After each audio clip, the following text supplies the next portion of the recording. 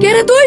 গরিব ঘরে জন্ম, নেই কোনো কর্ম, ছেলে আমি সিধে সাদা, তাই লোকে ভালোবেসে নাম থেয়েছে পাড়ার দাদা। ও ভাই 4 টাকাটা। এই তুই কার সাথে 4 টাকা দিছিস? তুই জানিস আমি কে? চুপ কর। এই কে রে তুই? ভদ্রভাবে টাকাটা দিয়ে কেটে পড়। চ। আলিফ ভাই শুনো। কি হইলো গো? তোমার ছেলে যেখানে সেখানে ঝামেলা করে। কি আর বলবো, ছেলে মানুষ, রক্ত গরম তো একটু থাকবেই। কি, যেখানে সেখানে ঝামেলা করবে, তুমি বাপ হয়ে কিছু বলবা না? দেখো ভাই, আমার ছেলে মারামারি করে ঠিকই, কিন্তু কারো অন্যায় করে না। আর যে অন্যায় করে তাকে জবাব না দিয়ে ছাড়ে না। ইয়া আবার কেমন বাপ, ছেলেকে শাসন না করি আসপদা দিচ্ছে। এই শোন, তোদের এই জমির ফসল উঠলে সব জমির অর্ধেক ফসল আমার বাড়িতে দিয়ে আসবি। আপনারা কেন অর্ধেক ফসল দেবো?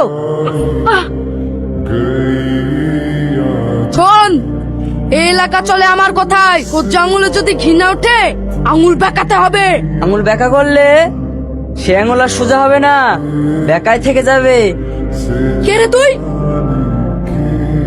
গরিব ঘরে জন্ম, নেই কোনো কর্ম, ছেলে আমি সিধে সাদা, তাই লোকে ভালোবেসে নাম থেয়েছে পাড়ার দাদা।